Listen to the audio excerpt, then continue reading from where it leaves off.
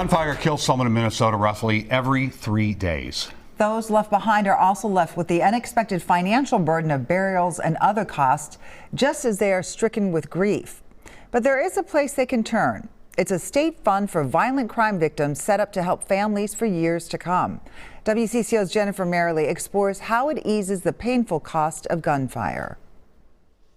This is him just being goofy. 2 years have passed. I think about them every day, all the time. Jasmine and Matthew were very close. They spent a lot of time together. Since Angela Sturm lost her oldest kids to gunfire.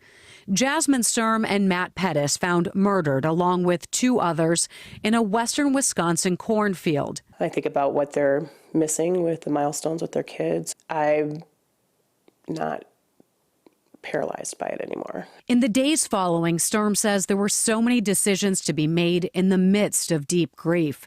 And then there was the financial factor. You shouldn't have to plan a funeral for your children. They should be planning yours. She learned the state had a fund specifically to help families like hers following a violent crime. It covered the funeral and repast, totaling about $17,000. It helped to ease that part of it. That was huge to me, the worrying about the finances and how we were going to cover all of this. She says it allowed her to focus more on her family and other details needing her attention. It lifts a lot of pressure off. That's the mission behind the Crime Victims Reimbursement Program, formerly known as reparations. We're reimbursing for losses that victims of crime experience after a violent crime. Kate Weeks is the executive director of Office of Justice Programs, which oversees the fund. She says the dollars come from federal, state, and restitution. It will cover everything from like homicides, assault, sexual assault, domestic violence, sex trafficking, child abuse, etc. It reimburses funeral and burial costs, lost wages and dependent care, medical bills, mental health, and trauma care. Over the last year, the state paid $3.7 million to families, mostly for homicide and assault, for economic support, medical bills, and funeral costs. There are eligibility requirements. You must file a police report within 30 days, file a claim within 3 years, and must cooperate with police and prosecution. We just really want to make sure that people know and understand and can access the program. About 13% were denied. Reasons include the claim wasn't made in time, the person wasn't a crime victim, there was no proof of a crime, or the person submitting the claim committed a crime.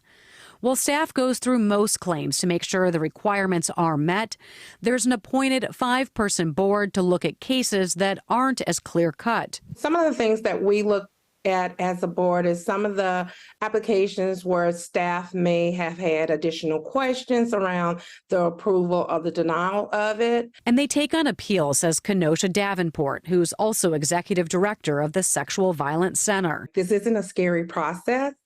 It is a part of their rights to be able to make that appeal. She says the board has to follow the law, and they want to be part of helping people heal. Each claim has a $50,000 limit over a lifetime. That brings comfort to Sturm, who joined a homicide support group to process her pain, and she recently started a podcast to try to help others. Beyond Goodbye is a podcast that explores death, dying, and coping with loss. She says it's helpful to know in the back of her mind she has the support to go back to therapy. It's a deterrent for people to go and get some therapy. But to have that covered and be able to, know that I can go and get this help that I need, and then they're going to help and cover that, that's big. She hopes others use the resources. Use it, reach out, ask. It's available for you to help ease just a little bit. Jennifer Merrily, WCCO News. The program is adding more positions to be more visible in the community and help families access the fund.